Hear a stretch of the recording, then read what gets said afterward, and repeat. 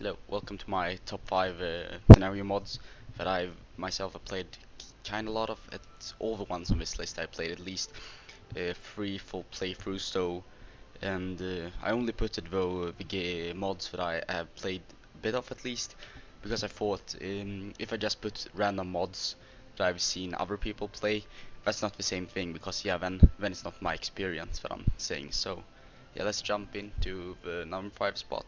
On the number 5 spot I decided to put the Cold War scenario, because yeah, I feel like it's very similar to the World War II one, but it has some difference. Mainly here in Europe, and that there are two factions now instead of three. That's the Comintern in the east and NATO in the west. It's quite cool that all of these you have a lot of puppets as Soviet, and that's why if you're going to play this mod, you play as Soviet, of course. There's no other country that is actually fun to play in this mod. I mean, they all have this standard tree. It's very quite sad actually that we do, but still, I would recommend playing as Soviet and using all your puppets here, just taking their divisions or so, and just declaring war on NATO and go to war with them. You could probably beat them. And another thing you can do is here in the east, China is divided into communist and non-communist, so you can very easily swoop up one and swoop up the other one. I don't think. And yeah, that's it for this one. Over to number 4 spot. On the number 4 spot we have the Armageddon mod from Hoi4. It's very cool mod. It has taken all the nations and like squished them together to make 60 nations, I think it is. I'm not going to count them, but yeah, you can count if you want to. And it works like this. They've divided everyone into 3 groups that has the same strength, and all the nations have same strength. Everyone starts off with 15 divisions or so, and the same strength. It's some different because yeah, you see, I have loads of building spots here as Prussia, but Sweden doesn't have that many, and so on. But it's quite balanced. So we have Democrats and fascists, and we have the communist.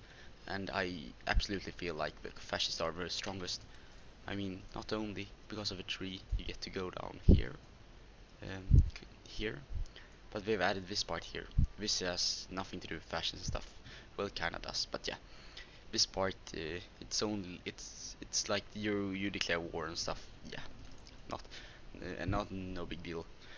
The most important with fascists are that their locations. They have Ottomans and um, Prussia and Russia can team up on this single Democrat here and this Democrat here, and Prussia and they only have to defend border here, and they can also take here. You know, they're very good square. It's pushing locations everywhere. We have Little Tan and Tuva here in the middle. They're in no one's faction. It's so sad. Would like to play as them one time, but we're just going to get destroyed by above ones. Because I think we don't. Yeah, we have one division. So yeah, they have absolutely the best location with fashion one. So they are probably the ones I feel like it's going to win most of the time if you do an AI only place. The next one is the Democrats. The Democrats are next best, and I feel like the Communists are the weakest, just from looking at their locations. They have one squishy pos spot here. That's Democrats. They're getting destroyed here, but they're safe here. They can take out these islands here. And the Democrats are kind of squished here, but it's fine because this is super bad territory here, so it's quite fine. We can just fortify this border here, and this is nothing. And the Democrats have here, yeah, you see. And the communists, yeah, they're just weak. So yeah, and I mostly feel like this is super good mod overall though, because it's well done. Only thing is, it's a standard tree for everyone. We should at least modify the tree a bit. And research, yeah, it's the same. It's quite cool though. So over to number 3 spot. Number 3 spot, I decided to put the Emperor of the World mod. This mod is really well done. It's very good. I like it. It's designed for you, I feel like at least, that you play as France and you try to conquer the world in the least amount of time, because you're so good as France. You can just I myself just a couple of days ago took over all of Europe very easily, very quick. Things to look out for is the international. It's not really that terrifying, but still you can need to be wary of it at least. That if you declare war on one of the international countries down here and stuff that you have hard time of defeating. But yeah, you yourself, you have your own faction with Continental, and yeah, there's some cool events that Kingdom of Italy annexes the rest here, so you don't actually have to take out the Papal States and Sicily here and give it to Italy in your faction. Yeah, that happens by itself, and that's good to know. And yeah, I mean, it's super easy just to take over world units, but it's fun time, one time experience. They have changed out so you have more of these guys, but just stay absolute monarchists, because then you have Napoleon the 6th. That's kind of cool. So yeah, go down here, I feel like, and try to befriend Switzerland. And here are war goals on stuff. Conquer West Africa, yeah, you know, that stuff. Befriend Scotland, you can befriend Scotland, that's cool, because then you can make Scotland taking over this part and here and here. And so yeah, it's not much to say about this mod except that it's super cool, and you should try it at least once. So yeah, over to the number 4. I meant to say number 2 spot in Denver, but yeah. On the number 2 spot we have a Millennium mod. It's super good. You can do tons of stuff. I've done going Nazi Germany.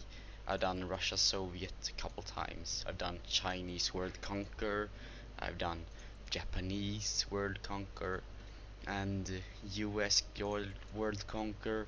I mean, there's tons of stuff you can do, but if you're doing this first time, you should probably try China or US and go World Conquer. It's quite fun with a friend going US Russia World Conquer together, bros. It's kind of fun. And so yeah, that's what I would recommend you doing first time. They all have special trees, so it's really well done. You have very good, big tree as the US. Other countries have a standard tree that looks like this. It's quite weird looking indeed. This one I really think they should redo it, but yeah, it's fine. Why not? Russia has its own tree and looks like this. It's makes it so you become Soviet Russia, and if you have your own tree, yeah. These are ones I know have trees. I'm not sure if anyone else has. Maybe I've added more. So yeah, that's it. I really think that the NATO in this game, in this mod, makes it so it's quite hard to go for World Conquer. You really need to be careful. So one time I went Libya, Gaddafi, and took over Africa, all of it, because here's no NATO. And then I went into Asia and took this stuff, and just played around NATO that way. But you can do however you want. But it's really good, and you should already have this mod downloaded because it's really well known and it's really good. Over to number 1 spot. On the number 1 spot, I of course have a World War One mod. I played this mod so many times. It's the war to end all wars. There's tons of it, and I've not said that in any of the other ones, but I'm saying it now. Of course, there's variation of all of this one, like the modern day, there's like tons of that one and stuff. But these are ones I play, and maybe there's better ones. You can tell me if you know any better. But yeah, in this World War One scenario, I would recommend you play as Germany or Austria-Hungary because they are the most fun. They've added in tons of events like the shooting in Sarajevo that Austria-Hungary declares war, and US-Germany are forced to declare war on Serbia as well, and you're drawn into World War One, and it's super nice. Love it. Very good work on that part. You can see here you have a huge China in the east. You have it's a big Russia. It's a big Ottoman Empire. I feel like this mod makes it so it's kind of like there's a few guys. There's the US, there's the UK, France, Germany, Austria-Hungary, Italy, Ottoman, Russia, and China. And that's the big guys, and they are like brawling it out. It's super good. So what I would recommend is either playing one of the Central Powers. They are the most fun. They are the ones starting out in a faction, and you see here it's called the Triple Alliance.